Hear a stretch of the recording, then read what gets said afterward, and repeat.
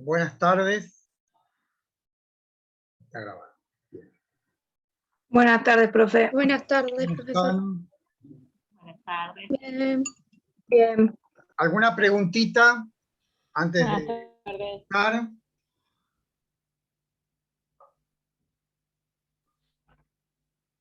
Si no hay preguntas es porque saben todo o no saben nada. No, ya que insistió, le hago preguntas, profe. Dale. Porque usted mandó las notas, pero Sí. no mandó como siempre el parcial resuelto, No, me digamos. cansé, porque me traen muchos problemas. Muchos problemas. Bueno, No saben el tiempo que me paso con las notas. Son notas que en realidad lo importante, como les digo siempre, es entregar y que ustedes aprendan mientras hacen el trabajo práctico. ¿Sí? Lo que les debo sí es el resultado del trabajo práctico. Pero estoy un poco ocupado, así que bueno, voy a tratar de ver si mañana lo hago. Pero es simple, vieron que las preguntas las podríamos hacer acá, miren, ahora, pero bueno. Están respondidas en la clase, es nada más que 10 preguntas referidas a la clase pasada. Ahora, hay muchos que no escucharon o no estuvieron en la clase, entonces, obviamente contestan cualquier cosa. Dime, Gobi. sí. Profe, ¿sabe lo que a mí no me quedó bien claro? El racionalismo continental. No, es racionalismo. Racionalismo, perdón, no sé qué dije, perdón. Racionalismo continental. El exponente del racionalismo continental es, no me sale Lewis y algo así. No. El padre, podemos decir, del racionalismo continental es Descartes, pero el personaje más importante es Leibniz. Un discípulo de Leibniz, Wolff, es el que influyó directamente en Kant. ¿Para qué es el racionalismo? Aquella corriente filosófica que estima que el conocimiento verdadero surge pura y exclusivamente de la razón. La razón contiene en sí una serie de contenidos ideales que, al ser universales, son verdaderos. Parecido al platonismo. Si ustedes quieren, hay una... O sea, la afirmación que yo les dije el otro día, conocimiento sensible igual a conocimiento racional confuso, es un emblema del racionalismo. Pero si ustedes escarban en esa afirmación, se dan cuenta que es platonizante. Gracias, profe, esa era mi duda, gracias. Profe, disculpe, entonces en la consigna del trabajo era falsa, ¿no? ¿Está bien? Claro que era falso. Está bien. No me acuerdo, perdónenme, pero no sé. No, era verdadera entonces, porque decía la afirmación. Acá está, a ver. Dice la distancia, no. La afirmación, conocimiento sensible igual a conocimiento real confuso, es un principio del empirismo inglés. No, es un principio del racionalismo continental. No, profe, en el que le tocó el turno anoche decía, es un principio del racionalismo continental. Era la pregunta número 7. Y Sí. decía, la afirmación, el conocimiento sensible igual a conocimiento racional confuso, es un principio del racionalismo continental. Es verdadero, entonces. Verdadero, sí, perdón. Sí, perdón. Gracias, profe. Sí, ahora, porque yo tengo un esquemita, insisto en que yo no corrijo los trabajos prácticos. Ya les expliqué que si hace un formulario en Microsoft y uno le dice, esta es verdadera, entonces cuando llegan las preguntas, esas respuestas, mejor dicho, las toma el programa y calcula en función de lo que yo había puesto previamente las respuestas correctas y las que no. O sea, yo no les pongo la nota se la pone por supuesto las pongo yo indirectamente, pero no es que yo voy y le pongo a fulanita Gobi, le pongo un 7, no. Eso lo hace un procedimiento, un procedimiento automático, un programa. Bueno, ¿alguna otra pregunta? Entonces, profe, las respuestas después, cuando usted tenga un tiempo, las envía. Como yo, O si no, se las digo ahora, y listo. Vale, gracias, profe. Dice, los juicios analíticos son siempre verdaderos. Verdadero. ¿Por qué? Porque son redundantes. El triángulo es una figura de 3 lados, no puede ser falso. Pero recuerden que los juicios analíticos no sirven para ampliar nuestro conocimiento, sino solo para aclararlo. Segunda, los juicios analíticos son siempre verdaderos porque basan su enunciado en la clara recepción de los datos que aportan los sentidos. Falso, falsísimo. Estamos diciendo justamente que no surgen de la experiencia, sino de un análisis de conceptos. Tercero, la física de Newton surge de una deducción llevada a cabo por el genio de Isaac Newton. Falsísimo. Justamente decíamos que una objeción a al intento del racionalismo de adjudicarse los principios de la física de Newton era que esta física hubiese sido una deducción, como si fuese matemática, y no es así.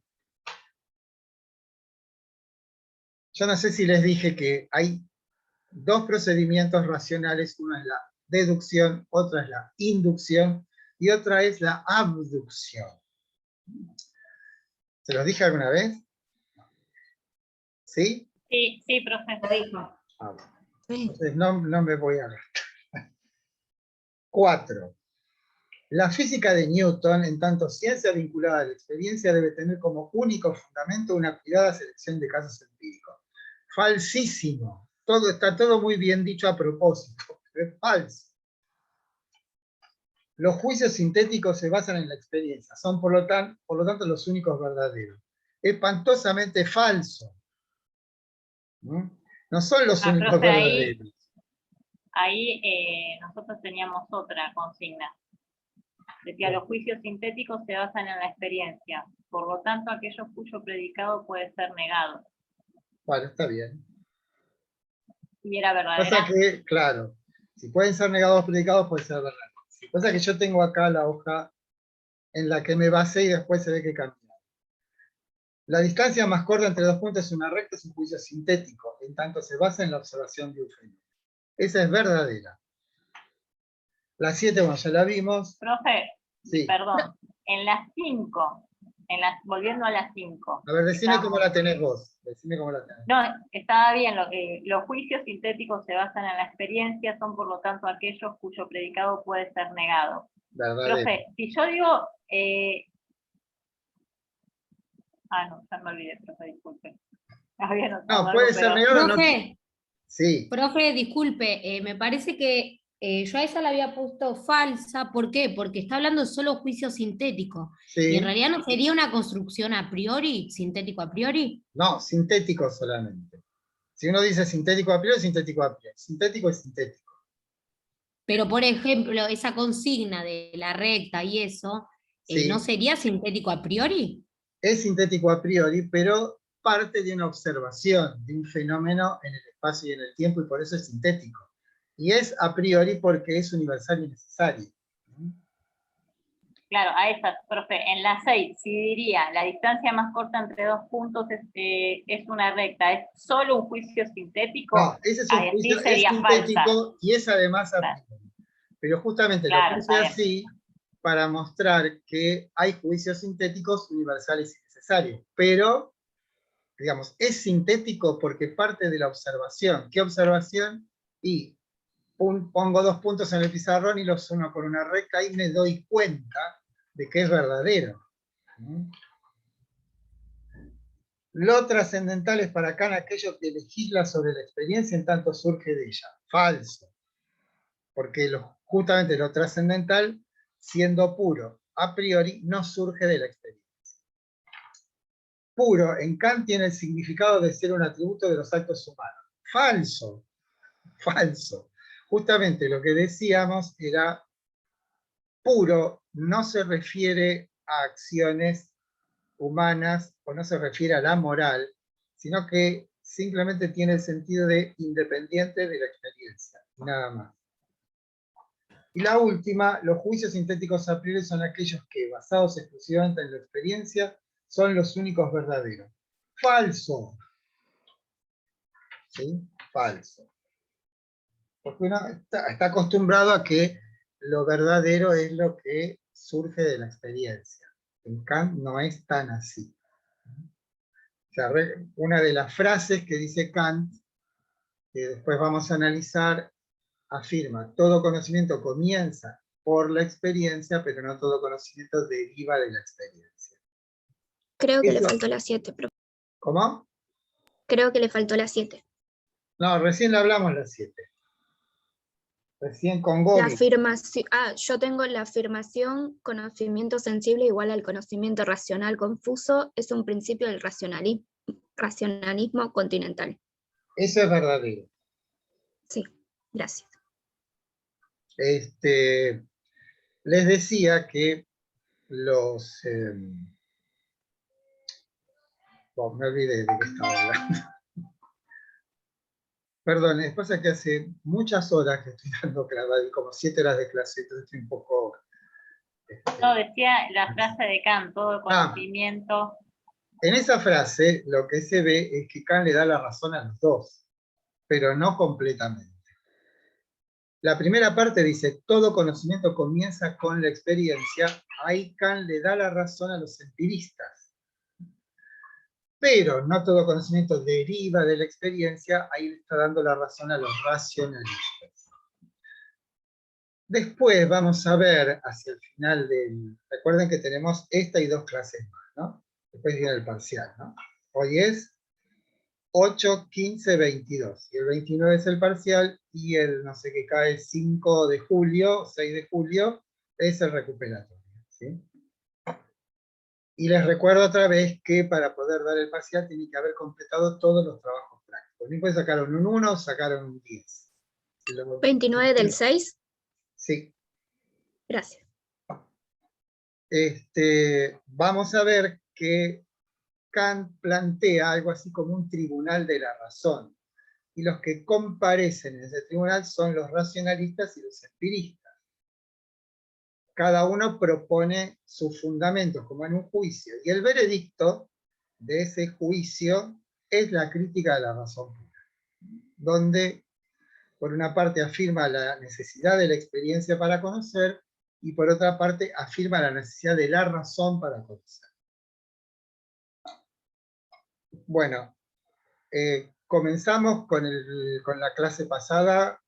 Van a ver que yo me voy a tomar siempre unos 15 minutos para retomar todo lo que vimos la clase pasada, ¿no? ¿Están de acuerdo o hay alguna otra pregunta? Profe, ¿el recuperación del parcial anterior cuándo sería? Lo acabo de decir. Pasa que justo no pude escuchar por eso. El 29 de junio es el segundo parcial. El 29 el martes siguiente es el recuperatorio. ¿De los dos o de uno solo era, no? Sí. Solamente se puede recuperar, o sea, para poder dar el recuperatorio hay que aprobar uno de los 2 parciales, ¿sí? Ah, listo. Listo. Dale, gracias, profe. ¿Algo más? Estoy con las luces ahí, tremendo. Siempre que a veces parece medio sombrío y no sé si está bien así. Bueno, vamos a ponernos así. Iluminado como si fuese un iluminado, verdaderamente. Bueno, la semana pasada quedamos en una afirmación y prometimos, que a cada paso que diésemos, cada paso de avance que diésemos en nuestras clases, íbamos a poner a prueba a esa afirmación y ver qué progresos hicimos, ¿no? Hoy, cuando terminemos lo que vamos a ver hoy, que es la estética trascendental, vamos a hacer esa prueba, a ver cuánto avanzamos en nuestro curso.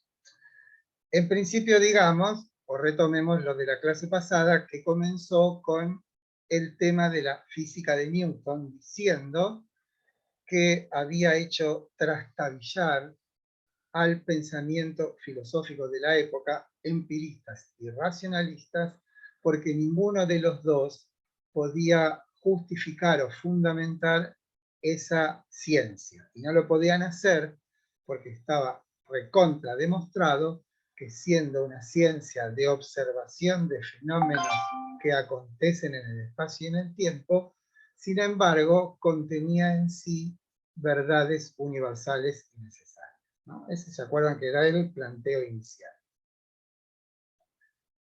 ¿Por qué una ciencia basada en fenómenos no puede ser universal y necesaria? Porque ya sabemos desde hace tiempo que la forma de darse la experiencia al conocimiento es fragmentaria. Entonces, nunca podemos decir todos los movimientos del universo obedecen a la ley de la gravitación universal, porque eso supondría que habríamos, o Newton habría observado todos los fenómenos que se dieron, se dan y se darán en el universo, cosa absolutamente imposible. Y los racionalistas dirían, o sea, con la misma razón, nunca una ciencia de hechos puede tener verdades universales y necesarias. Ahora, ocurría que ni los empiristas tenían razón, ni los racionalistas tenían razón.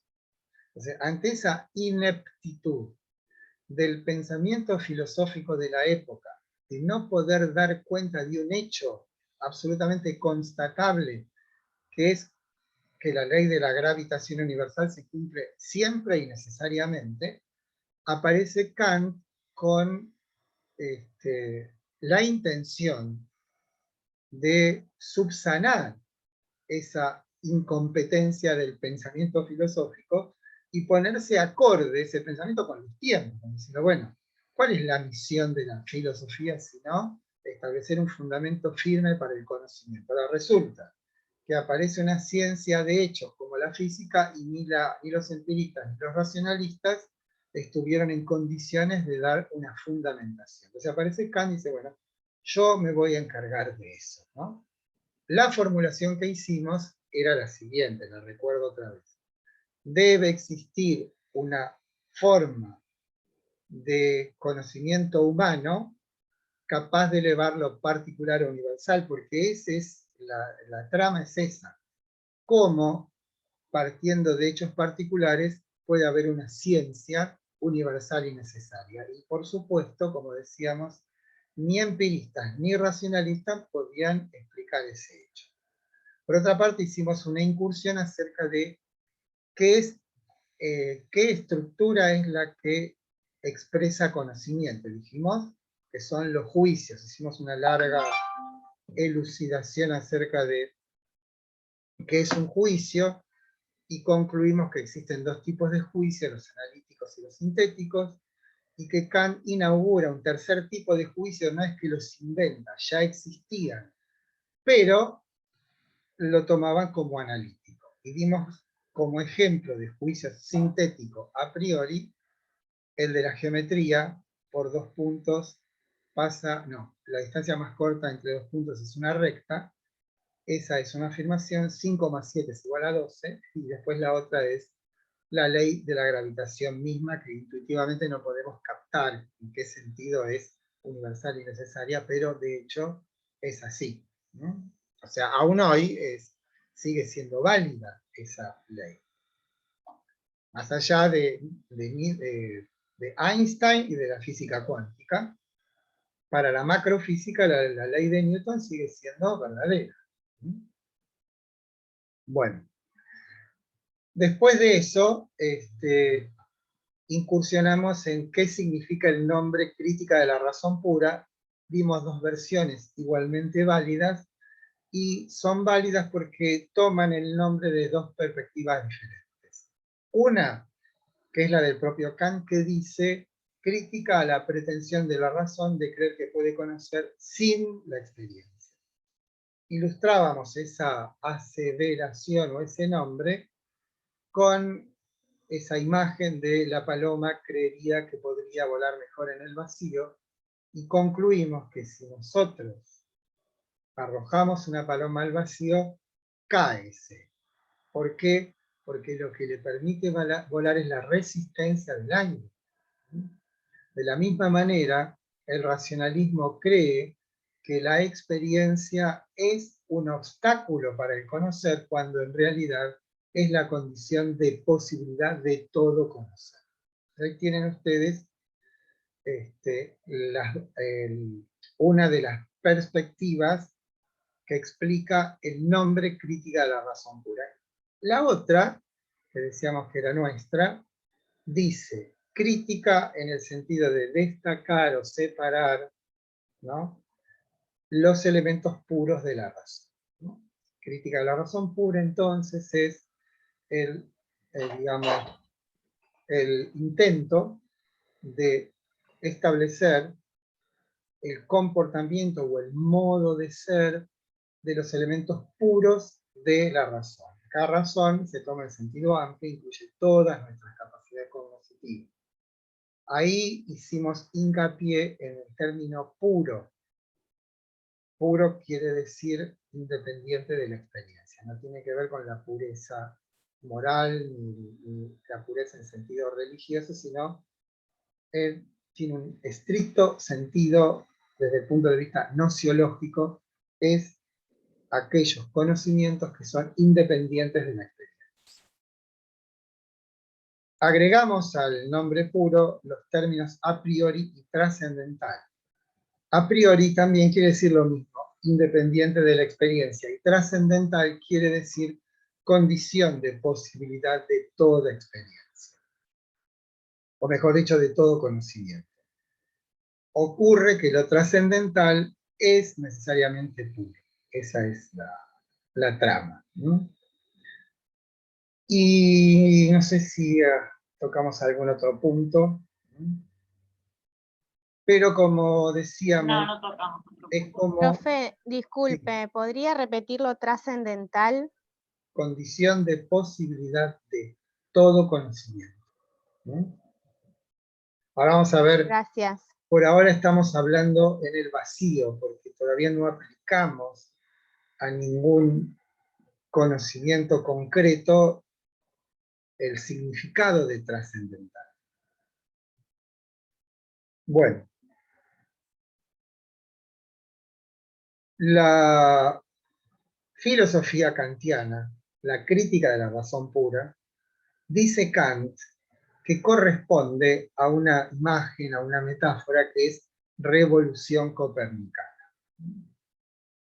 ¿En qué consiste esta revolución? No es una revolución popular, no es una revuelta de las clases oprimidas, sino que es una revolución en sentido metafórico.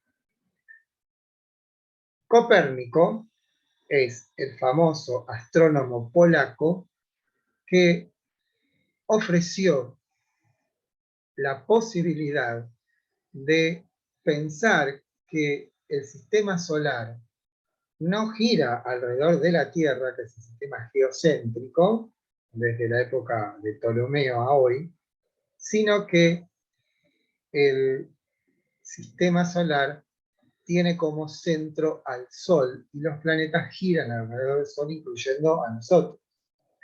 Que por otra parte es algo totalmente contraintuitivo. Nosotros seguimos diciendo, salió el Sol, se puso el Sol, sabemos que el Sol está ahí en el medio, y si bien se mueve, porque saben que se mueve, o sea, no hay nada fijo en el universo. Lo único fijo en el universo, el único punto de referencia fijo en el universo es la velocidad de la luz.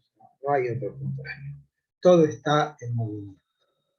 Por lo tanto, no hay un punto de referencia y bueno, acá el Sol está parado, no. El Sol se va moviendo a no sé qué velocidad, si a la estrella Vega, no sabemos si la va a alcanzar o no. Saben ustedes que el universo está en expansión, eso es lo que dice la teoría famosa del Big Bang. No nos importa eso ahora. El asunto es que no es que Copérnico, a través de la observación, se dio cuenta de que el Sol es el centro y los planetas giran alrededor, ¿no? Sino que lo ofreció como una posibilidad que permitiría calcular de un modo más preciso el movimiento de los planetas. Como si dijera, ¿qué les parece esta concepción? Porque si la aceptamos, vamos a ver que los cálculos salen mucho más claritos, son mucho más simples, ¿no? O sea, no es, insisto, producto de la observación. Entonces Kant dice lo mismo, ensayemos, dice. respecto del conocimiento una revolución copernicana. Esto es, hasta ahora, tanto racionalistas como empiristas, y toda la tradición del pensamiento occidental, pensó al conocimiento desde el objeto conocido. Por eso habrán visto que Carpio dice que en lo que hace al conocimiento, tanto racionalistas como empiristas son realistas. Eso de realismo quiere decir, o viene, la palabra real viene de la palabra res, que en latín quiere decir cosa, ¿no? U objeto en instancia. Vieron que res non verba quiere decir hechos, no palabras. No sé si escucharon esa locución latina.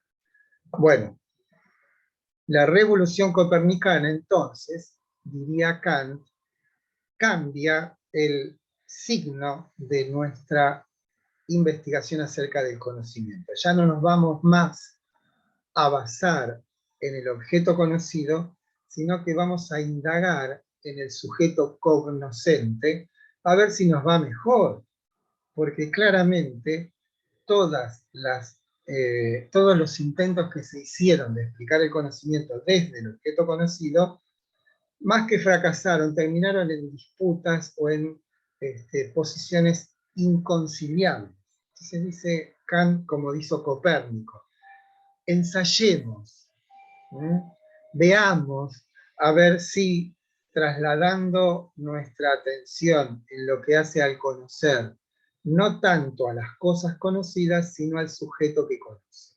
Llamamos a eso revolución copérnica. Es como un giro.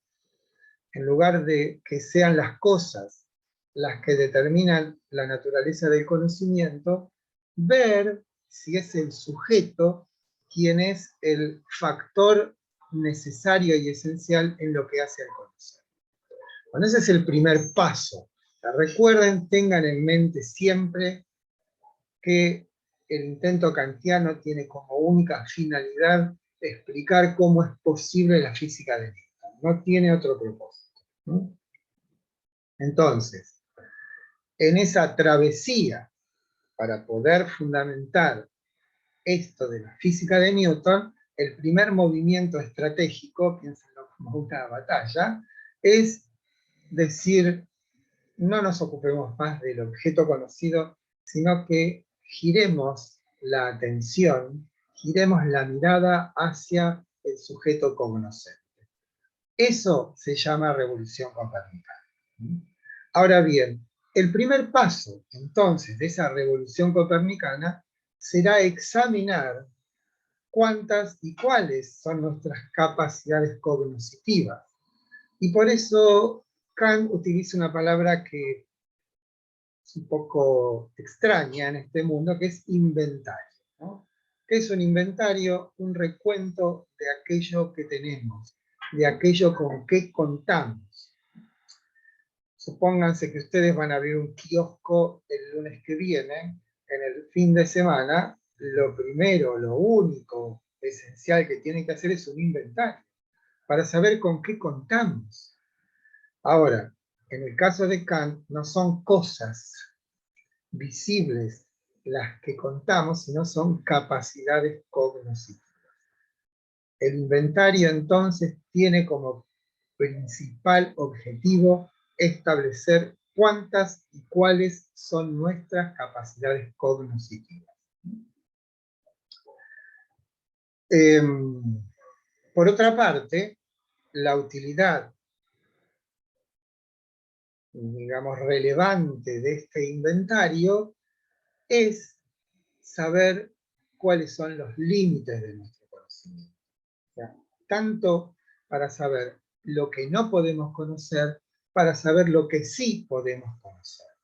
Entonces, ¿por qué hay un límite? Porque en el caso del racionalismo se extralimita pretendiendo conocer cosas que no están en la experiencia. Por ejemplo, Dios, por ejemplo, el alma, ¿no? O sea, creen que a través de un procedimiento racional pueden no solamente fundamentar la existencia de Dios, sino que decir algo acerca de su naturaleza. Entonces Kant le dice, no es que Dios no exista, o que yo piense que Dios no existe, Kant era creyente, sino lo que les estoy diciendo a ustedes, señores metafísicos, es que se extralimitan, van más allá de las capacidades, de nuestras posibilidades. Como si me dijeran a mí, bueno, mañana vamos a jugar un partido de fútbol 11 contra 11. Claramente no puedo porque no tengo la capacidad. Pero de la misma manera, Kant le dice a los metafísicos, no pierdan el tiempo en la búsqueda de fundamentos racionales, indubitables, en, por ejemplo, querer demostrar que el alma es inmortal, que el alma es una sustancia, etcétera, etcétera. ¿Por qué? Porque como no tenemos experiencia del alma, entonces, cuando digo experiencia sensible del alma, entonces no tenemos conocimiento del alma. Podemos conjeturar, podemos pensar acerca del alma, pero no podemos conocerla. ¿Por qué? Porque para conocer necesitamos experiencia. Lo mismo en el caso de Dios. No es que Dios no exista, es que no puede demostrarse su existencia como tampoco su inexistencia. Bien, en principio para eso sirve el inventario, no solamente para conocer con qué contamos, sino para conocer cuáles son los límites de aquello con que contamos. ¿Está claro esto de revolución copernicana y primer paso como inventario? Sí, profe. Sí, profe. Bueno. Una vez que estamos establecidos entonces en el horizonte de nuestras capacidades cognitivas, Kant va a decir que tenemos dos capacidades cognitivas, no hay ni 5, ni 8, ni 1, 2. A una la llamamos sensibilidad y a otra la llamamos entendimiento. La sensibilidad es nuestra capacidad cognitiva que es capaz de ser afectada por objetos que están fuera de nosotros. Y también por situaciones o entes que están dentro de nosotros. Por ejemplo, un dolor, una sensación también son afecciones sensibles. No solamente aquello que viene desde fuera, sino lo que viene de nuestro cuerpo. Sensaciones estamos hablando, ¿no? A través del olfato, a través del gusto, a través del oído, a través de la vista y a través del gusto, ¿no? Esas son nuestras formas en que el mundo nos afecta. ¿Cómo nos afecta? Con afecciones. O mejor dicho, ¿cuál es el resultado de, entre comillas, la acción de los objetos que están fuera de nosotros o dentro de nosotros? Son afecciones. Y definimos las afecciones como un cambio de estado. O sea, esto no es ninguna cosa extraña. Yo giro mi cabeza y claramente observo otras cosas. Y eso implica un cambio de estado. Entonces, primer paso de esta tarea de inventariar nuestras capacidades cognitivas es determinar la existencia de dos capacidades. A una la llamamos sensibilidad y a otra la llamamos entendimiento. Llamamos sensibilidad nuestra capacidad de ser afectados por objetos o entes, tanto exteriores como interiores.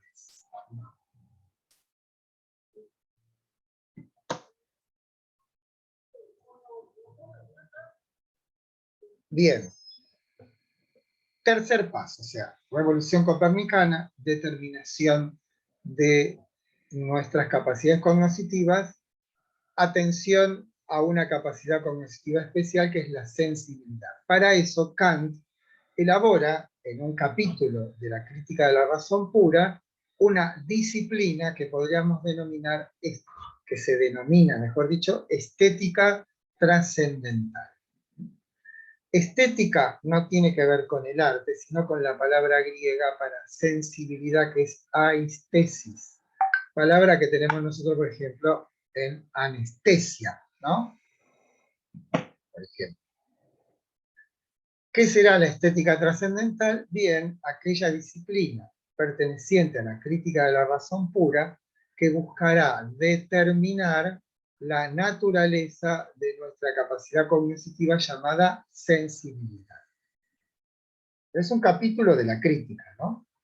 Fíjense que la palabra estética está acompañada del término trascendental, con lo cual nos está diciendo que vamos a seleccionar de todo aquello que pertenezca a la sensibilidad lo que corresponda al término trascendental. Esto es condiciones de posibilidad.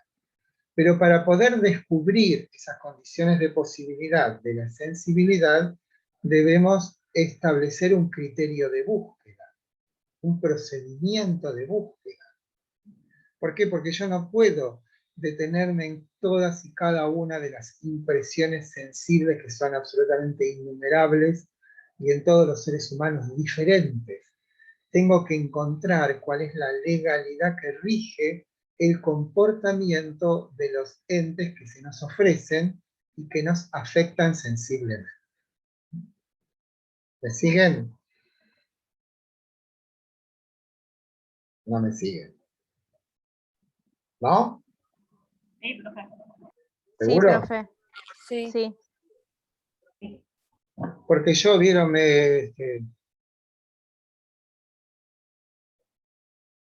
bueno,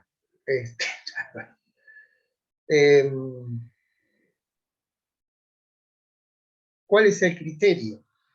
Entonces, para descubrir lo trascendental en la sensibilidad, se pongan atención a esto, algo invariante. Cuando digo algo invariante, algo que está siempre presente en toda experiencia sensible. Claramente, un invariante insoslayable en toda experiencia sensible externa es el espacio. No sabemos qué es el espacio, pero si nuestro... Perdón, profe, ¿puede repetir cómo dijo que es algo invariante? Claro, si yo, digamos, ¿cuál es? Yo tengo que buscar lo trascendental de la sensibilidad, ¿no? ¿Con qué criterio lo busco? Entonces digo, bien, el criterio que voy a utilizar para descubrir si existe algo trascendental en la sensibilidad es buscar algo que esté siempre presente. ¿No?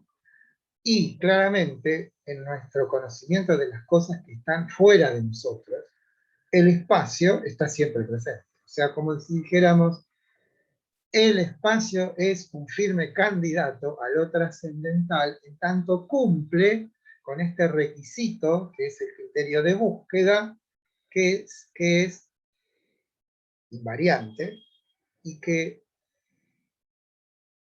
podemos decir está siempre presente. Entonces, comprobémoslo. ¿Hay alguna experiencia sensible externa en la cual no esté presente el espacio? Pregunto.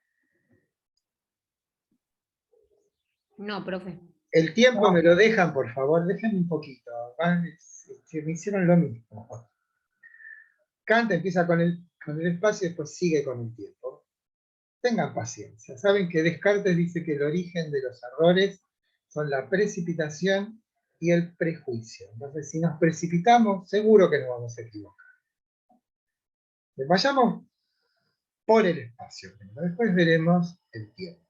Entonces, la cuestión primera es, insisto, ¿cuál es el criterio que vamos a establecer para determinar si hay algo en nuestro conocimiento sensible que está siempre y permanentemente presente? Ese es el criterio. Entonces dijimos, parecería que el espacio es una noción que está siempre presente en todas y cada una de las experiencias externas, esto es, de los objetos que afectan nuestros sentidos. ¿Hay algún objeto externo que afecta a nuestros sentidos que no esté en el espacio? Digan que no. ¿No? Está todo en el espacio. No. Bien.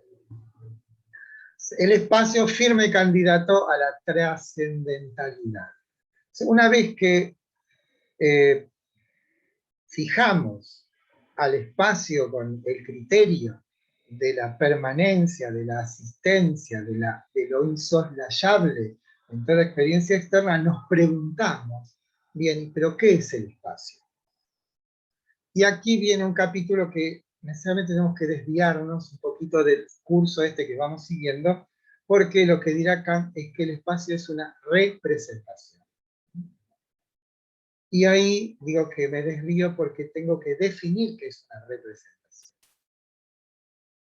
Para Kant, es un poco complicado, ¿no? Toda representación es una entidad que tiene una doble dirección. Por una parte apunta hacia un objeto y por otra parte apunta hacia el sujeto. Esa sería una característica de toda representación, ¿no? O sea, tengo delante esta pequeña estatua de Aristóteles, que acá lo tengo. ¿Sí?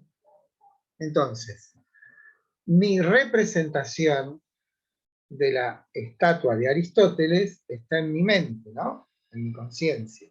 Y esa representación, por un lado, apunta a su origen, que es la estatuita de Aristóteles. Y por el otro, apunta al sujeto que conoce. Esa sería, digamos, la forma básica de definir qué cosa es una representación. Ahora, Kant dirá que representaciones hay de dos tipos, unas intuitivas y otras conceptuales.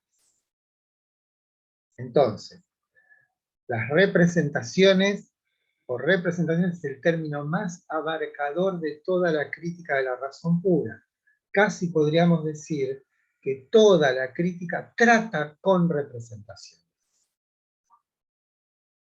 Pero ahora estamos con un tipo de representaciones que es el espacio. Entonces le preguntamos al cuadro de las representaciones dónde ubicamos al espacio. Y dijimos que las representaciones son de dos tipos, o intuiciones o conceptos. Una intuición es aquella representación en la cual algo se me da de un modo inmediato, y ese modo de darse inmediato es a la vez singular. Características, entonces, del tipo de representaciones que llamamos intuitivas, su singularidad y su inmediatez. ¿Qué quiero decir con inmediatez? Ay, me está matando la luz. ¿Qué quiero decir con inmediatez? En épocas más felices teníamos un aula, yo me ponía al lado del pizarrón y tocaba la superficie del pizarrón. Y decía que desde el punto de vista de la sensibilidad, lo que yo tenía como presencia del pizarrón era la lisura y lo frío del pizarrón. La intuición no conoce al pizarrón. La intuición recibe sensación. Lo que hará que esa sensación sea el pizarrón es un concepto. De ahí que la única... Perdón, profe, disculpe que lo interrumpa. ¿Puede repetir otra vez lo de concepto? Porque no entendí. Pero eso no te preocupes, me adelanté un poco, pero después lo voy a explicar mucho mejor. Bueno. Ese tipo de cosas son adelantos que a veces no funcionan desde el punto de vista pedagógico. Quiero decir, entonces, que cuando nos preguntamos, después de haber pasado la prueba del espacio en el sentido de la permanencia, de que está siempre presente, le preguntamos qué tipo de representaciones. Entonces nos desviamos y dijimos que representaciones las hay intuitivas o conceptuales, que las intuitivas tienen dos notas. Una es la inmediatez y la otra es la singularidad. Cuando hablo de inmediatez, quiero decir que entre la cosa y la sensación que yo tengo de ella, no hay nada. Como que mi cuerpo, a través de los órganos de los sentidos, recibe esa sensación, esa afección, sin ninguna mediación. ¿Me explico? Eso habla de la inmediatez de la intuición. Cuando hablo de inmediatez, hablo de una captación inmediata de algo. ¿Vieron cuando se decía o se dice intuición femenina? ¿A qué nos estamos refiriendo?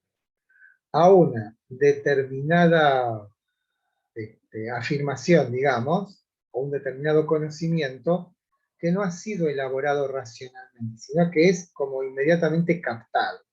Ahí tienen ustedes el concepto esencial, digamos, la nota esencial de la intuición, que es algo que inmediatamente nos afecta. Entonces tenemos la nota de la inmediatez, y la otra nota es la singularidad. La singularidad quiere decir que cada vez que algo me afecta sensiblemente, me afecta una cosa, no me afectan generalidades. A mí no me afectan los posibles bustos de Aristóteles, sino este que tengo acá. No me afecta el concepto de pantalla, sino esta que tengo acá. Entonces, la representación llamada intuición tiene las notas de la inmediatez y la singularidad. Por otra parte, las representaciones del tipo conceptual, al contrario de las intuiciones, son universales y mediatas. ¿Qué quiero decir con mediato? Bueno, ahora, Cintia, vas a entender esto del concepto. Por ahí me adelanto, pero bueno, no importa. Esto para que vamos teniendo, se vaya componiendo en nuestra cabeza este universo kantiano. Supongamos que vivimos en el litoral, en Corrientes, y nuestra casa tiene un gran fondo. Es casi de noche, y hace tiempo que no llueve, entonces voy a regar las plantas. Tengo un jardín exuberante, digamos, como es la provincia de Corrientes. Entonces voy a buscar la manguera entre las plantas, tomo la manguera, pero resulta que no es una manguera, sino una víbora llanera, ¿no? ¿Sí? Una mala experiencia. Entonces la pregunta que uno, si sobrevive a esa confusión, kantianamente deberíamos preguntar, ¿quién se equivocó? ¿La sensibilidad o el entendimiento? Ustedes no lo saben todavía, pero les voy a decir que la sensibilidad no se puede equivocar porque es pasiva. Porque recibimos, como en el caso de esto, te explico lo del pizarrón, ahí lo mismo. Tengo sensaciones. Lo que hace que esas sensaciones se vuelvan un objeto es una acción de nuestra capacidad cognitiva que llamamos entendimiento, que hace que esas sensaciones que se dan en el espacio y en el tiempo sean como unificadas por un concepto. ¿Me explico? Esto quiere decir que el conocimiento es una acción, pero esa acción no viene de la sensibilidad, porque la sensibilidad es pasiva. O sea, Kant dice que si solamente nuestras capacidades cognitivas fuese la sensibilidad, el mundo se nos aparecería como una rapsodia de sensaciones. No sé si lo saben, pero si no se enteran, que cuando cada uno de nosotros nació, no veía cosas, no veía objetos, tenía sensaciones vertiginosas. No es que venía nuestra madre a darnos el pecho y en nuestra mente decíamos, oh madre nutricia, ven a alimentar a este niño. No, lo que tenemos son sensaciones totalmente confusas. Cuando, digamos, la razón madura, podemos establecer vínculos entre las sensaciones y establecer una relación entre las sensaciones. Pero cuando recién nacimos, todo es un caos. Tenemos sensaciones de frío, calor, agradable, de placer, dolor, agradable, desagradable, pero no tenemos nociones. Bueno, esa sería la forma que tiene de aparecerse a nosotros la realidad, bajo el modo de afecciones sensibles. Y esas afecciones sensibles, insisto con esto, carecen absolutamente de sentido. O mejor dicho, el sentido de las afecciones sensibles no está en las afecciones sensibles, está en una acción constituyente, podemos decir, de los conceptos. Los conceptos son los que toman a las sensaciones y las conducen hacia la objetividad. Todos los que estudien psicopedagogía o ciencia de la educación, presten mucha atención a esto porque lo que le está dando Kant es una clave de cómo funciona el conocimiento humano. La sensibilidad es totalmente, para Kant, ¿no? Totalmente incapaz de otorgar sentido. ¿Sí? Entonces, ante la pregunta, volvemos un poquito para atrás, al espacio. ¿Qué es el espacio? Decimos que es una representación. Ahora, ¿será intuitiva o conceptual? Entonces acá viene un asunto que es un poco arduo, pero que es muy importante que lo detectemos ahora. Dice Kant, si el espacio fuese un concepto, deberíamos tener múltiples espacios que se unirían en el concepto del espacio. Pero Kant dice, no hay tal cosa, porque el espacio es único. El espacio es singular. ¿Sí? O sea, yo puedo dividir el espacio, agarro una regla de 1 metro y divido ese metro de la pared en 100 lugarcitos y digo que son centímetros. Ahora, ¿hay alguna diferencia entre el centímetro 1 y el centímetro 50? No. ¿Por qué? Porque el espacio es homogéneo. El espacio es uno. Cuando yo lo fragmento es algo que no es fragmentable, porque es todo lo mismo. Y eso implica entonces que el espacio es singular, ¿sí? Que no es múltiple, sino que es uno solo. ¿Lo explico? ¿Seguro? Bueno, entonces, ante la pregunta ¿qué es el espacio? O qué tipo de representación es el espacio, contestamos, el espacio es una intuición.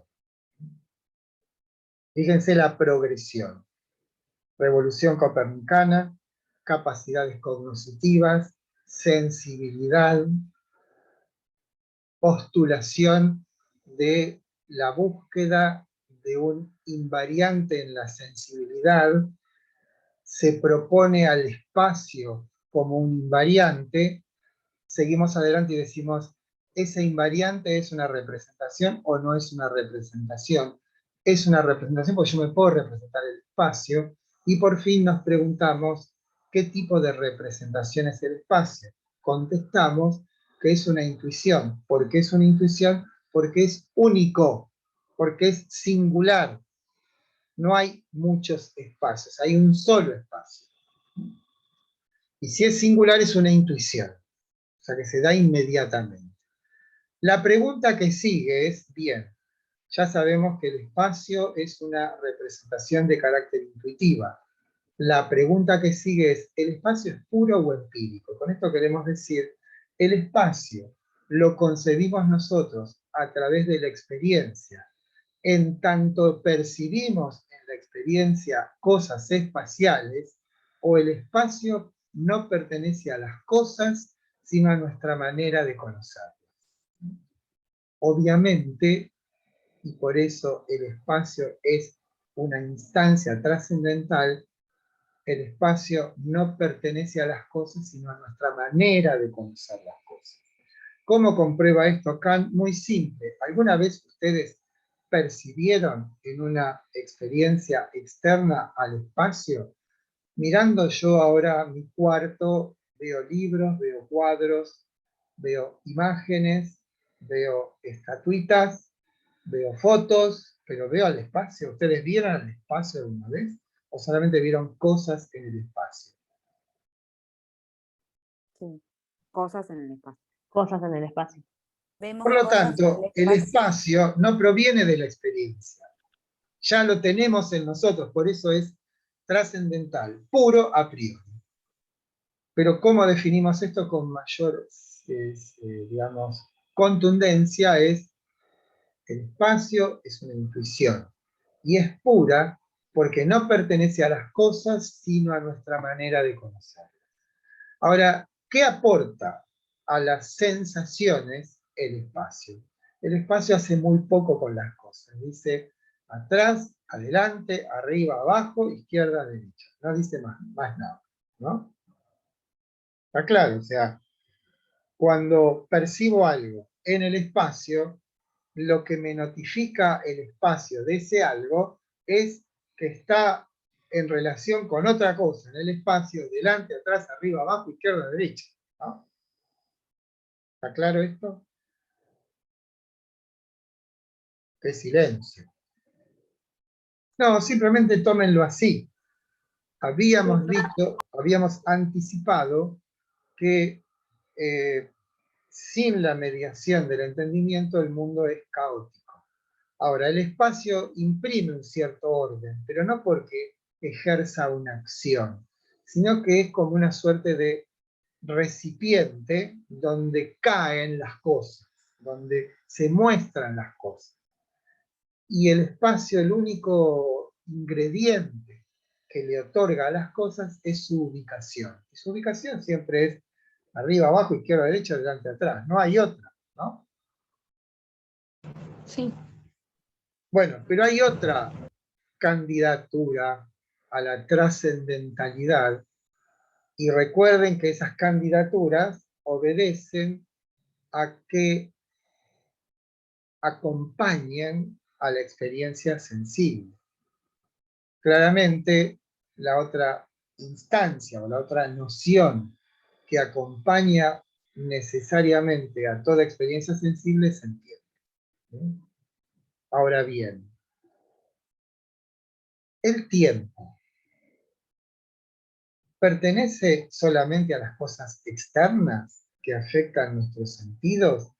¿O también las sensaciones corporales están en el tiempo? Tengo hambre, tengo frío.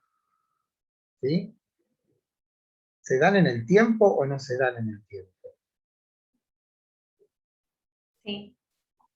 Y, Sí, y las cosas externas que percibimos, ¿se dan en el tiempo o no se dan en el tiempo? Sí. Bueno, por lo tanto, perfecto, el tiempo tiene una cierta preeminencia sobre el espacio. ¿Qué quiere decir esto? Que hay sensaciones espaciales que son también temporales, pero hay sensaciones no espaciales que son temporales. Por ejemplo, como digo, las sensaciones corporales. Esto quiere decir que la condición universal de toda experiencia sensible posible se llama tiempo. ¿Vamos por ahí? Sí, profe.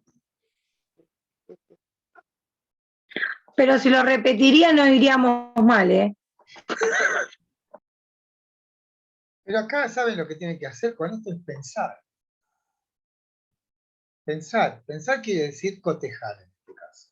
Yo digo una cosa, el espacio acompaña a todas mis experiencias sensibles externas. Ustedes lo ponen a prueba, dice, ¿me está diciendo algo verdadero o algo falso?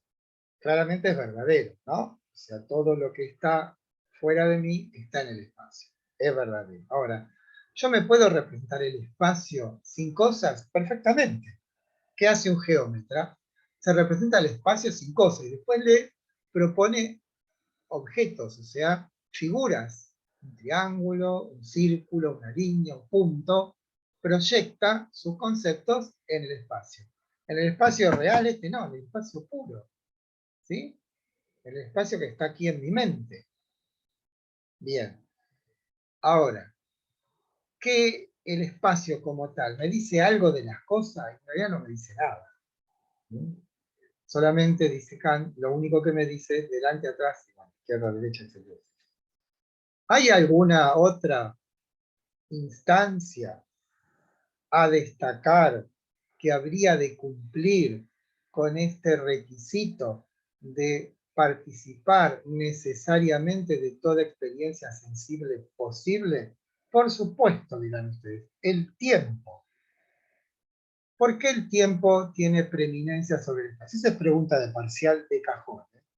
¿Por qué el tiempo tiene preeminencia sobre el espacio? Porque si bien las experiencias externas están en el espacio, no las internas. Esto es, el tiempo es la condición universal de toda experiencia sensible posible. No hay ninguna experiencia que no esté en el tiempo. ¿Vamos bien ahí? ¿Mariela anduvo bien ahí? Bueno.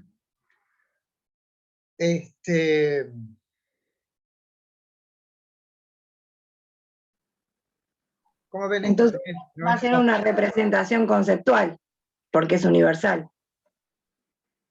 Bueno, que tengamos un concepto del espacio o del tiempo no quiere decir que el tiempo y el espacio sean conceptos. Claramente, cuando hablamos del espacio y del tiempo, hablamos en conceptos, obviamente. Pero eso no quiere decir que sean conceptos. Entonces, a ver, reconstruyamos nuestro camino. Hay una forma de conocimiento que se llama sensibilidad.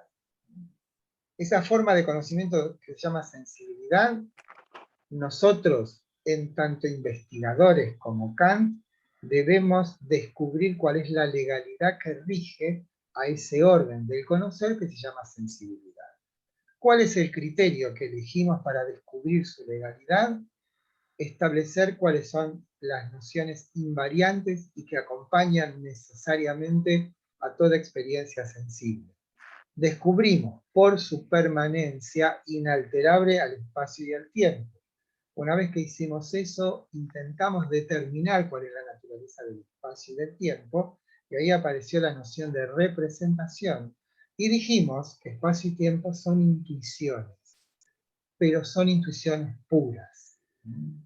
¿Por qué son puras? Porque no podemos nosotros de ninguna manera decir que mi noción de espacio surge de la experiencia. ¿Por qué? Porque no hay ningún dato visible en la experiencia que diga, acá está el espacio. No, acá está esta estatua, acá está este libro, acá está esta pantalla, acá está este escritorio, mi celular, ustedes, lo que oigo, todo eso es lo que yo capto, es lo que yo percibo, pero de ninguna manera puedo captar como un dato distinguible al espacio. Por lo tanto, el espacio no es algo que me venga a mí de la experiencia, sino es algo que yo ya tengo en mí como capacidad cognoscitiva, y por eso es puro, por eso es a priori y por eso es trascendental.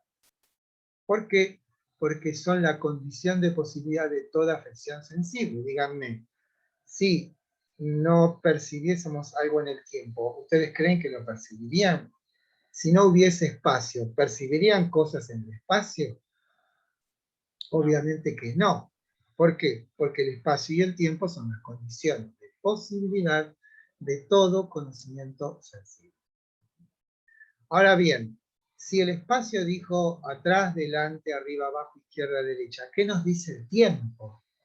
¿Cuáles son las notas distintivas de esta intuición pura que es el tiempo? Y Kant dirá, el tiempo se presenta como permanencia, sucesión y simultaneidad.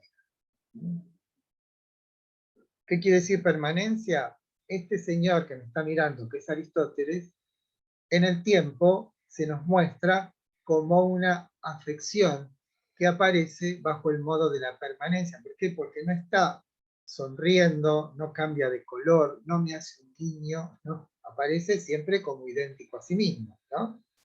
Ahora, si tenemos una tormenta y escuchamos, mejor dicho, vemos el relámpago y escuchamos el trueno, ahí el esquema del tiempo no es la permanencia, sino la sucesión. Decimos, pasa A y después pasa B, ¿no? ¿Está claro? Pero si además de ver el relámpago y escuchar el trueno, llueve, decimos que esos fenómenos son simultáneos. Llueve y veo el relámpago son dos fenómenos que en el tiempo se dan simultáneamente. Entonces, así como la característica del espacio es decir adelante, atrás, arriba, abajo, izquierda, derecha, el tiempo nos dice permanencia, sucesión y simultánea. ¿Estamos hasta ahí? Sí. ¿Qué hizo Kant con esta disciplina que está inserta en la crítica de la razón pura, llamada estética trascendental? Es tomar un ámbito para indagar, que es la sensibilidad humana, y a través de una investigación, determinó su naturaleza y por lo tanto determinó su legalidad. La legalidad es el modo de comportarse de un ámbito determinado. O sea, para poder indagar un ámbito determinado, ¿qué tenemos que hacer? Tenemos que investigar con un procedimiento adecuado cuál es su comportamiento. Y aquí un elemento capital, pero capital, de la revolución que significó esta obra, La crítica de la razón pura. Ustedes recordarán que en el paradigma de la línea, Platón dividía el mundo en dos. La parte de abajo, desde la columna de las capacidades cognoscitivas, era el conocimiento sensible, ¿se acuerdan? Lo que correspondía al conocimiento de los que estaban dentro de la caverna. ¿Se acuerdan, no? No pasó hace tanto tiempo. Sí, profe. Y la mitad para arriba era el conocimiento intelectual, ¿no? El conocimiento de los entes inmutables. La enorme diferencia que existe entre la concepción platónica de la sensibilidad y la concepción kantiana de la sensibilidad es que para Platón el conocimiento sensible es una forma degradada del conocimiento, en tanto aquello que afecta a nuestros sentidos son copias de una realidad inteligible, ¿no? ¿Se acuerdan de eso? El conocimiento sensible para Platón es una forma degradada de conocer, porque lo que conocemos son copias, y la copia nunca es equivalente al original. Las copias están en el espacio y en el tiempo, las copias se degradan, las copias desaparecen, o sea, el perrito que tenía de chico ya ha muerto, cambió, ¿sí? En cambio la idea de perro no cambió ni se muere. Entonces, hay en Platón una concepción del conocimiento sensible que es una concepción que es un conocimiento menor, degradado, que tiene un modelo ejemplar en las ideas. Bueno, en Kant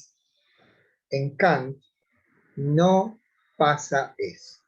El conocimiento sensible es una forma autónoma de conocimiento. Cuando digo autónoma, digo, sabe que la palabra autonomos, nomos en griego quiere decir ley, y auto quiere decir mismo. O sea, hay una ley propia que rige el modo de ser de la sensibilidad. Esa forma autónoma, no dependiente del entendimiento, ¿sí? Y esa es la gran diferencia, no solamente con Platón, sino que es una revolución en el pensamiento, que eso es algo que podremos percibir después, y siendo una forma autónoma de conocimiento, le es inherente una disciplina específica. ¿Cómo se llama esa disciplina? Estética trascendental. ¿Qué hizo la estética trascendental? Lo que hace cualquier investigación científica. La diferencia es que Kant, en lugar de tener un microscopio y un montón de probetas en la computadora, tiene que hacer un examen de nuestra capacidad cognoscitiva, y eso no hay cosas con las cuales que podamos manipular, que podamos poner a prueba. Pero el modelo digamos, de la indagación es el mismo que aquel que está estudiando un fenómeno de la naturaleza. ¿Qué es lo que hace un investigador? Acota el fenómeno, se dice, bueno, voy a estudiar esto en particular. Y luego, ¿qué hace? Busca la manera de encontrar, ahora no me sale la palabra, cosas que no cambian, invariantes. Y a través de los invariantes, ¿qué hace? Formula leyes. Pues supongamos que hay un entomólogo. Entomólogos son los que estudian los insectos, creo que ya les digo, que se dedica al estudio de las hormigas en general, pero hay una nueva especie de hormigas que habita en las selvas de la isla de Borneo. Entonces el chabón se va a Borneo y se pasa 6 meses fotografiando, mirando, haciendo pruebas con las hormigas. Cuando hace todo eso, ¿qué busca? Una ley. Los comportamientos, bla, bla, bla, y hace un paper, ¿no? O escribe un libro sobre el comportamiento de las hormigas de Borneo. ¿En qué consiste ese libro? En formular determinadas invariantes, porque eso es lo que nos permite conocer. Bueno, Kant, en lugar de estudiar hormigas, estudia nuestra capacidad cognitiva llamada sensibilidad. ¿En qué consiste esa búsqueda? En descubrir los invariantes. ¿Por qué? Porque los invariantes son los que determinan la legalidad de eso. ¿Cómo llama Kant a los invariantes? Trascendentales, ¿no? O trascendentales. ¿Qué características tienen lo trascendental? Que es puro. Esto es independiente de la experiencia. Me cansé. ¿Estamos? Sí. No me digan que lo tengo que repetir. Sí, pero... ¿no? No, profe, yo tengo una pregunta. No, me quedó una duda. Bueno, esperen que primero está... bueno. Bueno, antes estaba Silvana. A ver, Silvana. Después vos, Mariana. Yo entendí que Bueno. la sensibilidad, a diferencia de Platón, para Kant es algo autónomo. ¿Sí? Dice bien. Está bien. Pero a su vez, sensibilidad y entendimiento no pueden actuar autónomamente, sino que actúan juntas. Bien, eso es una muy preciosa observación. Pero estamos en el momento Pero es errónea. No, no es erróneo. No. No, pero si vos te fijás los nombres de los capítulos que vienen de la crítica, llama analítica. ¿Qué es una analítica? Cuando tomás un asunto y lo dividís en sus elementos esenciales. Pero después que Kant somete al entendimiento a una analítica, van a ver que van a encontrar una analítica de los conceptos y una analítica de los principios, dentro de un capítulo llamado analítica trascendental. Una vez que él determinó cuáles son los elementos, y es el momento más extraordinario y más difícil de la crítica, lo tiene que juntar. ¿Sí? Y eso es lo que estás diciendo vos. Pero es como vos tenés que estudiar anatomía, ¿qué haces? Agarrás un cadáver y haces una disección para ver cómo funciona cada cosa. Y después verás cómo funciona en conjunto. Pero primero tenés que analizar. O sea, la palabra analizar quiere decir separar. ¿No? Está bien, yo como hablaba de autonomía, en un primer momento pensé que estaba mal pensar que después sí actúan en forma autónoma. Claro, o sea, después se juntan, pero primero son autónomas. Esa autonomía significa que esa forma de conocimiento tiene una legalidad propia. Eso no quiere decir que no actúe con los otra. hechos, o sea, mira, lo que vos decís es tan grave que el momento crucial de la crítica es cuando Kant debe establecer un puente entre la sensibilidad y el entendimiento. Y ese puente lo hace en un capítulo de la crítica en dos lugares. Se llama deducción trascendental y en otro se llama del esquematismo trascendental. El esquematismo es, bien, cómo hacemos que los conceptos se sensibilicen y cómo hacemos que la sensibilidad se conceptualice. ¿Y cómo lo hace? Porque tiende un puente. Y eso es lo que estás diciendo vos. El puente es el momento en que eso que hemos analizado o examinado en sus elementos esenciales debe ponerse en movimiento y mostrarse como una unidad. Esa unidad se muestra en el objeto. Cada objeto que nosotros conocemos es una combinación de sensibilidad y entendimiento. Kant va a llegar a decir algo que parece una locura, pero es, detrás de los fenómenos no está la cosa, está el sujeto. Es tremendo eso. ¿Por qué? Porque el sujeto es el que constituye al objeto. ¿Sí? Claro, la revolución copernicana. Exactamente. Gracias, profe. No, gracias a vos. Sí, Mariana. Me re-mareé. Bueno, o sea que todo esto se complejiza más aún. No, esto es un paseíto. Después van a ver cómo la cosa se complica. Pero ¿qué más quieren que se complique? Es lo mejor de todo. Porque nos hace pensar, nos pone a prueba. Imagínense una cosa totalmente explicable, simple, aburridísima. Sí, dime, Mariana. Una cosa que no entendí es por qué el tiempo tiene una preeminencia sobre el espacio. Y dijo, que si bien las experiencias externas están en el espacio, no las internas. Exactamente. O sea, porque no podemos ver el espacio, digamos, dentro nuestro, no lo podemos sentir. No hay, digamos, yo tengo frío. Decís, bueno, eso está en el cuerpo. ¿Dónde está en el cuerpo? El cuerpo está en el espacio, el cuerpo está en el espacio, pero el frío no está en el espacio. ¿No? O sea, toda experiencia externa está también en el tiempo. Y toda experiencia interna no está en el espacio, pero sí está en el tiempo. Con lo cual se concluye que la condición universal de todo conocimiento sensible posible es el tiempo. Por eso tiene preeminencia sobre el espacio. Preeminencia quiere decir... ¿Pero por qué está? Perdón, ¿por qué está de manera interna el tiempo? Eso no entiendo. Porque cuando vos sentís una sensación, la sentís en su origen, la sentís en su clímax y la sentís cuando termina. Ah. Claro, como por ejemplo cuando dijo lo de la sensación de frío, lo sentís en un determinado tiempo, pero no Claro. lo puedes ubicar en el espacio. Tal cual, exactamente.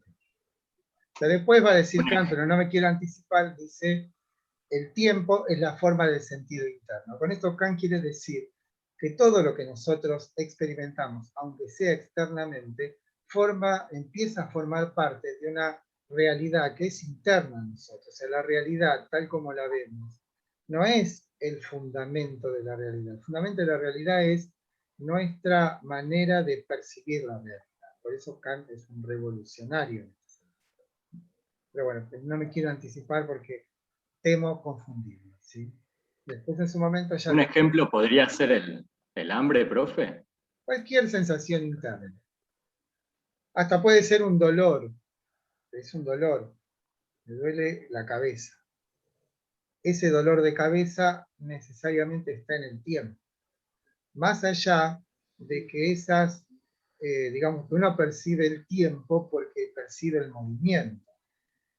Pero más allá de que supongamos que es un dolor tenaz que no tiene variabilidad, también está en el tiempo, porque el tiempo que paso del dolor no es el mismo dolor el que es visto, sino que va variando, ¿no? Va variando mi percepción del dolor, aunque sea siempre de la misma intensidad. ¿Sí? Piensen en el tiempo como la música. Cuando yo escucho música, ¿sí? Empieza una canción. Y a la medida que va transcurriendo la canción, aquello que yo ya escuché de la canción va afectando a lo que estoy por escuchar de la canción. ¿Hicieron la prueba esa? No es una prueba, es una comprobación inmediata. ¿No les parece que es así? O sea, lo ya escuchado de la melodía, de algún modo incide en lo próximo a escuchar de la melodía. Si no, no la reconoceríamos como la misma. Y por ejemplo, profe, una fuerza, o sea, no sé, una fuerza gravitacional, ¿la encontraría en el tiempo o en el espacio? Digamos, lo que yo observo en el espacio es un movimiento. Y ese movimiento lo adjudico a la fuerza, mejor dicho, a la ley de la gravitación universal que dice que los objetos se mueven en función de la atracción que ejercen unos sobre otros, y esa atracción depende de la masa de unos sobre otros. Lo que yo observo en el espacio es un cambio, un movimiento, pero al observar un cambio, un movimiento, lo estoy también viendo en el tiempo. O sea, lo que ocurre en el espacio ocurre también en el tiempo. Por eso tiene preeminencia el tiempo sobre el espacio. Claro. ¿Sí? Muchas gracias. ¿Alguna otra pregunta? Por ahora, de mi parte, no. Bueno, entonces, lo que me importa a mí es que comprendan la arquitectura de la indagación kantiana, ¿no? Piensen Igual siempre... que... Sí. ¿Qué? O sea, quedó claro, con el trabajo práctico que mandó la vez pasada también fue bastante guiable. Yo como que en partes no entendía, tenía muchas dudas, pero hoy revisé la nota y me fue re bien, así que lo Pero entendí si bastante escucha, bien. digamos, con escuchar la clase, el examen el examen, el trabajo práctico está hecho. Con prestar un poco de atención a la clase. Está todo lo que dijimos en la clase pasada es el trabajo práctico. Ahora, si no escuchan la clase o no vienen a la clase, obviamente que no les va a ir bien. Claro. Bueno. Lo que me interesa entonces, como decía, es que ustedes comprendan cuál es el procedimiento que sigue Kant, la arquitectura de su indagación, que es, insisto, revolución copernicana, inventario, búsqueda de invariantes, esto es de lo trascendental, criterio de búsqueda de lo invariante, esto es que participe necesariamente de la experiencia sensible, porque estamos trabajando en la sensibilidad, y una vez que hemos detectado a ese invariante, consultamos, le preguntamos si es una representación, y una vez que nos dice que sí, soy una representación, le preguntamos de qué tipo, si intuitiva o conceptual, y si me dice, o demostramos que es intuitiva, la pregunta que sigue es si es pura o empírica. Entonces, al final de esa secuencia de interrogantes, concluimos que espacio y tiempo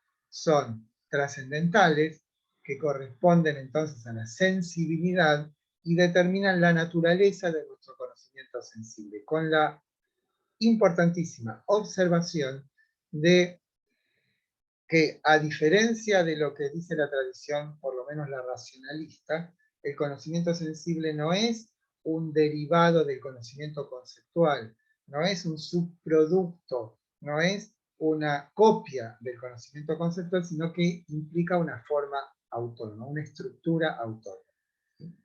Y en tanto es una estructura autónoma, le es pertinente una disciplina. ¿Por qué digo esto? Porque si el conocimiento sensible fuese un subproducto del conocimiento racional, ¿para qué voy a estudiar el sensible? Estudio racional.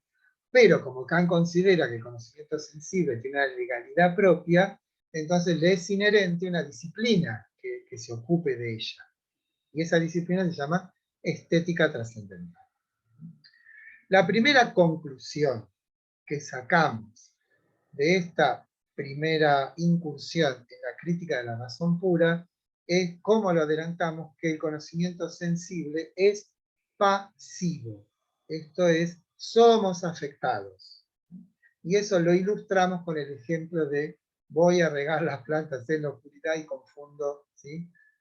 Si yo pregunto, ¿quién se equivocó? Decíamos, la sensibilidad no se puede equivocar porque es pasiva.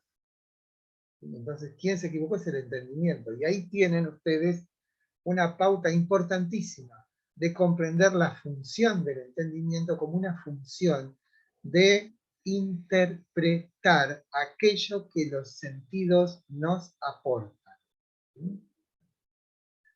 ¿Qué es lo que hizo mi entendimiento cuando fue a tomar la manguera y tomó una serpiente? Interpretó inadecuadamente la afección sensible. ¿Por qué? Porque la sensibilidad es pasiva y el entendimiento es el que es activo. ¿Por qué dije todo esto? Porque tal como lo dijimos en la clase pasada y hoy al inicio, vamos a poner a prueba nuestra primera afirmación, no poner a prueba, a ver cómo, habiendo dado un paso en nuestro trabajo, vemos si cambió o no nuestra afirmación primera, que decía, debe existir entonces una capacidad cognitiva tal que pudiese elevar lo particular a universal. Entonces ahora sabemos algo más, que esa capacidad cognitiva no puede ser la sensibilidad porque elevar es una acción y siendo la sensibilidad pasiva no eleva. Entonces, la única posibilidad que queda es decir, o reformular nuestra primera afirmación diciendo, La capacidad cognitiva capaz de elevar lo particular a lo universal es el entendimiento. No puede ser nunca la sensibilidad. ¿Me siguen?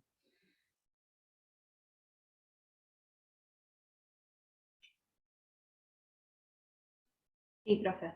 ¿Sí? Profe, es como que podemos decir que el entendimiento es lo que le va a dar forma a esa rapsodia de sensaciones que nos proporciona la sensibilidad. Exactamente. Les doy otro ejemplo. Esto me lo dijo un amigo, un compañero, no, un alumno. Santa Teresita, ¿no? Playa anchísima. Crepúsculo, anocheciendo. Llovizna. Grupo de muchachos y muchachas que iban caminando por la playa con una lona para, bueno, protegerse de la lluvia. Van caminando, riéndose, qué sé yo. En la lejanía observan que se acerca un objeto indeterminado, que es también una franja horizontal que se va acercando. Cuando, o sea, en el momento donde todavía no estaban cerca, lanzaban todo tipo de, sobre todo hilarantes o graciosas, digamos, proyecciones de qué sería aquello que se acerca. Cuando estuvieron lo suficientemente cerca, se dieron cuenta que era otro grupo de chicos que estaba haciendo lo mismo. Pero fíjense cómo se comportó nuestro entendimiento y nuestra sensibilidad, sino proyectó sobre ese dato sensible diferentes posibilidades. Esa es la manera que tiene nuestro entendimiento de comportarse. Su acción, que Kant llama subsumir. ¿Qué quiere decir subsumir? Quiere decir que lo múltiple aportado por la sensibilidad es sumido o absorbido o sintetizado por un concepto. O sea, ¿cuál es la actividad del concepto? Es unificar lo sensiblemente dado y orientarlo hacia la unidad de un objeto. Obviamente que nosotros no nos damos cuenta que esto ocurre de esta manera, pero yo tengo delante un jarroncito griego, ¿no? ¿Cómo habría operado o cómo opera en mí la presencia de ese ente sensible, ese ente espacio-temporal que me afecta sensiblemente a través de la vista, ¿no? Que hay un concepto, en principio un concepto más universal que dice, bien, eso es una cosa, ¿no? Una sustancia. ¿Qué tipo de sustancia es? Bien, es una sustancia que está en el espacio, ¿sí? Ahora, por las características, hay un concepto empírico que dice jarrón o jarrito, lo que fuere. Pero, insisto, el dato sensible es totalmente incapaz de notificar sentido alguno. El sentido de esa aparición sensible es una tarea que corresponde pura y exclusivamente a nuestro entendimiento, porque el entendimiento, a través de los conceptos, lo que hace es otorgar sentido a lo múltiple que aporta la sensibilidad. Bueno, así funcionamos nosotros, según Kant, ¿no? Bien, veo caras de perplejidad, no sé de qué. ¿Desesperación? No. Miedo puede ser. No, véanlo como una maravillosa aventura. Piensen que no tienen que saber mucha filosofía para esto. Es simplemente esto que nos dice tratar de entenderlo. Que empiece a funcionar solito en nuestras cabezas. Pero no es que tienen que saber Platón, Aristóteles, Santo Tomás, San Agustín. No, no, acá hay como nos compromete a una tarea muy particular que obviamente en tanto dificultosa es valiosa. A mí me pasa que se me mezclan, que se me empiezan a mezclar. Bueno, para que... Poner de lo sensible de lo particular a lo universal, me suena Aristóteles también. Bueno, te suena Aristóteles, te suena Platón, te suena todo, o sea, no hay... Todo, o sea, ¿por qué? Se me mezcla porque todo. no se mezcla, porque vos sabés desde Sócrates que conocimiento igual a conocimiento universal, o sea, el conocimiento válido es el universal. No hay conocimiento de lo particular, no hay conocimiento de Mariana, no hay ciencia de Mariana. Hay ciencia, o sea, vos pensás, vos vas al médico, ¿no? Y le mostrás un síntoma. Entonces, ¿qué hace el médico? ¿Se ocupa de tu síntoma? No, lo que hace es ver si ese síntoma está albergado por un conocimiento conceptual. Te dice, tenés gripe, ¿no? O sea, Sí. no hay un conocimiento de la gripe de Mariana, no hay una ciencia de la gripe de Mariana. Hay síntomas de Mariana y una ciencia que dice Mariana tiene gripe. O sea, digo lo de los médicos porque es la manera más natural, más habitual que tenemos de enfrentarnos con el conocimiento científico. O sea, ¿qué es lo que hace un científico? Observa un determinado fenómeno y trata de englobarlo en algo universal. Eso se llama conocimiento. Ahora, ¿qué es eso universal? Un concepto. ¿Sí o no? La sensibilidad no nos dice absolutamente nada de nada. La sensibilidad da datos, pero la interpretación de los datos corre por cuenta del aspecto racional o conceptual del conocimiento. Bueno, la clase que viene vamos a hacer nuestra recorrida como hicimos hoy. Vamos a ya no me dan malas palabras. Vamos a recomponer lo que vimos acerca de la estética trascendental, pero vamos a meternos de lleno, porque falta la clase próxima y la otra es la última, faltan 2 clases, ¿no? Vamos a meternos de lleno en la lógica trascendental, donde Kant lo que estudia es el otro aspecto del conocimiento, que es el entendimiento. ¿Desaparecí? No. ¿Estamos? Por ejemplo, en una persona no vidente, nosotros vemos la taza, por ejemplo, ¿no? Pero la persona que no ve tiene que tocar las cosas y de ahí interpreta qué es lo que está tocando. Y sí, tal cual. Eso sería, ese proceso sería. Claro, con una persona la que tiene sensación que limitaciones tengo es más claro. ¿Sí? Él a través del tacto puede detectar la naturaleza de eso que está tocando. Pero ¿quién le indica la naturaleza? ¿El tacto o el concepto? No, el concepto. Claro. O sea, fíjense que no es muy diferente de Platón, ¿no? Y Platón dice de algún modo lo mismo, dice, bien, nuestro conocimiento sensible depende de nuestro conocimiento de las ideas. Acá, en lugar de ideas, tenemos lo que llama Kant entendimiento, que llama conceptos. Es un lenguaje mucho más preciso, más acotado, más específico, pero en los grandes números está diciendo más o menos lo mismo. Lo mismo también que Aristóteles, ¿sí? ¿Qué hace el intelecto agente? Es capaz de detectar en aquella aparición sensible los elementos esenciales que corresponden a ese ente en particular. ¿Por qué? Porque esto que dijimos ya desde el principio, tanto para Sócrates, para Platón, para Aristóteles, conocimiento igual conocimiento universal. ¿No? O conocimiento verdadero igual conocimiento universal. Y eso vale hoy para la ciencia. Claramente. O sea, los señores que están investigando para fabricar las putas vacunas, con perdón de la expresión, ¿en qué se basan? ¿Qué es lo que tienen en la cabeza? Las leyes de la química, de la biología, de la física. No van caso por caso, ven un fenómeno y tratan de ver dónde algo que comprenda ese fenómeno para poder conocerlo. ¿Sí? Bueno, ¿estamos, muchachos? Yo digo muchachos, pero son muchachas. Creo que solamente está por ahí Jonathan, es el único varón que aparece. ¿Sí? Entonces, el trabajo de Kant que tuvimos fue el último trabajo práctico que vamos a tener. No, mañana, pasado mañana les mando el próximo. Sobre la estética trascendental y todo lo que hemos visto, ¿sí? Profesor, ¿le puedo hacer una consulta? Ah, perdón.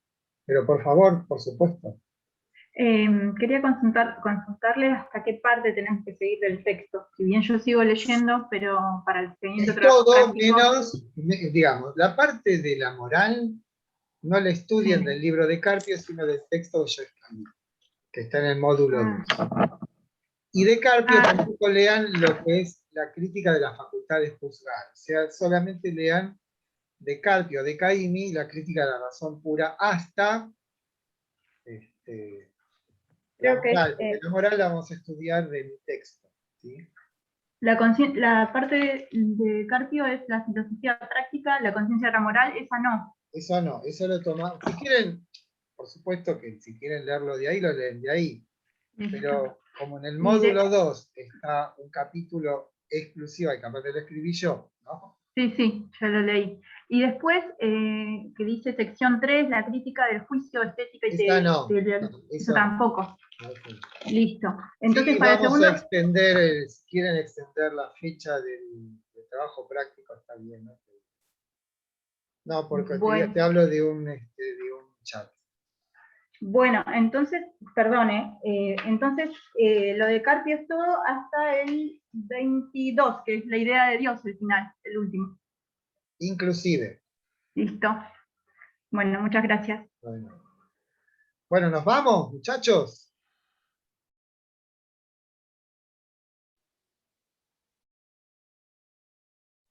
Bueno.